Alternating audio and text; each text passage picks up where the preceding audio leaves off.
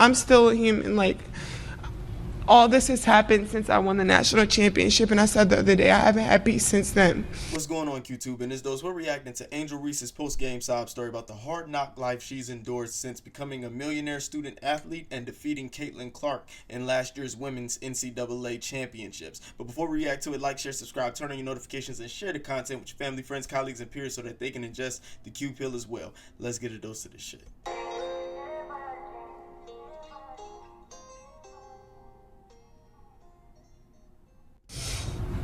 I don't really get to stand up for myself. I mean, I have great teammates. I have a great support system. I got my hometown. I got my family that stands up for me. I don't really get to speak out on things just because I just try to ignore, and I just try to stand strong. Like, I've been through so much. I've seen so much. I've been attacked so many times. Death threats. I've been sexualized. I've been threatened. I've been so many things, and I've stood strong every single time. And I just try to stand strong for my teammates because I don't want them to see me down and like not be there for them. So I just want to always just know, like, I'm still a human. Like, all this has happened since I won the national championship, and I said the other day I haven't had peace since then. And it sucks, but I still wouldn't change. I wouldn't change anything, and I would still sit here and say, like, I'm unapologetically me. I'm gonna always leave that mark and be who I am and stand on that. And hopefully the little girls that look up to me, and hopefully I give them some type of inspiration that, no, hopefully it's not this hard and all the things that come at you, but keep being who you are, keep waking up every day, keep being motivated, staying who you are, staying 10 toes, don't back down, and just be confident.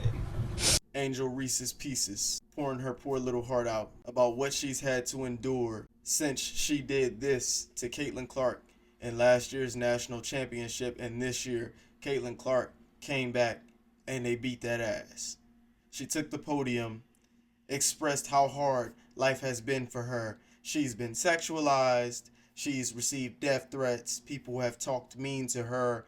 So since becoming a celebrity, she's experienced the life of a celebrity. Never mind the fact that she's elicited a lot of these responses.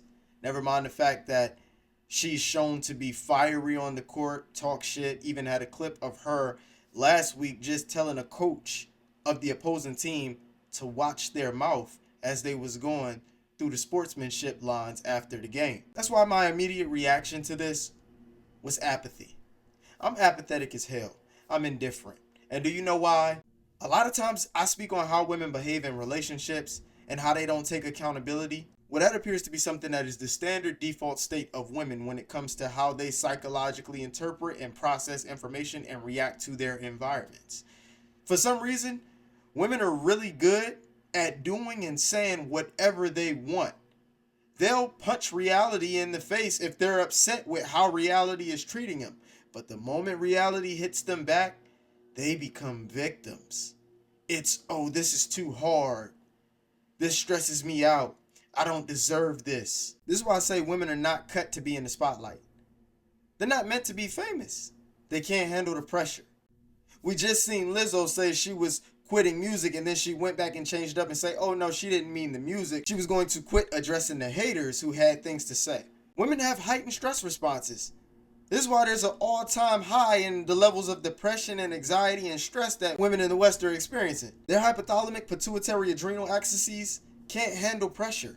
Women cannot hold the fucking line. They will put themselves in situations, warrant the responses that they receive by acting in an aggressive manner, initiating, talking shit, and then the moment it's reciprocated, they become victims. They do this in everyday life, their friendships, the workplace, and their romantic relationships. They're always victims despite the fact that they can start the drama. Angel Reese created the villain arc for herself when she handled winning in a classless way by doing this back at Caitlin Clark. Now, a lot of you say, well, Q, she's an athlete. I understand. I play basketball. I was offered a Division I walk-on opportunity at the last university I attended. So I completely understand talking trash, being disagreeable, being competitive, being fiery.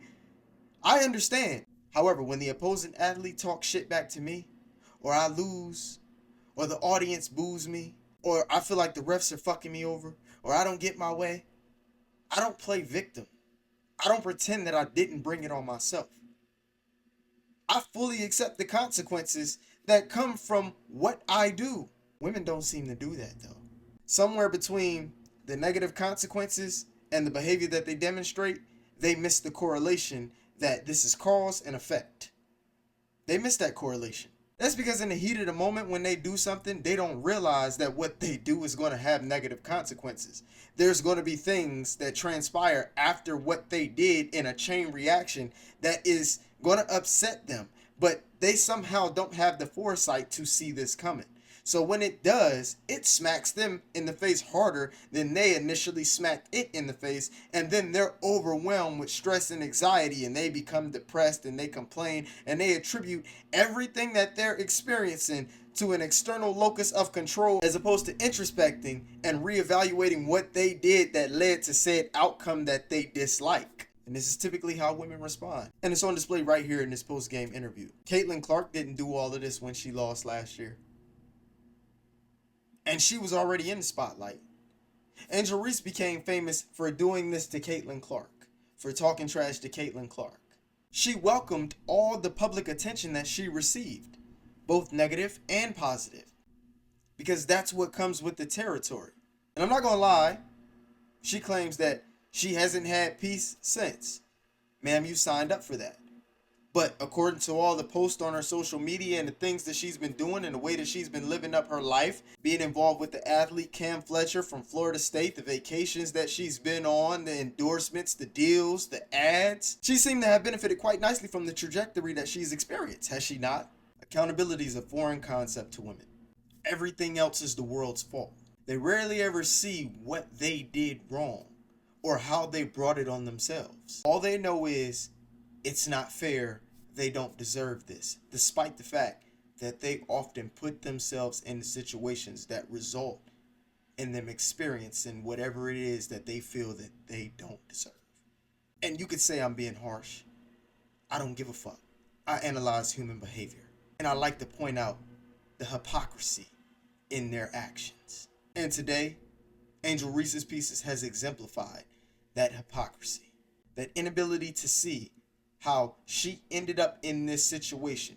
I guarantee she takes credit for all the positive that she's experienced, all the revenue that she's generated, all the positive attention that she's garnered.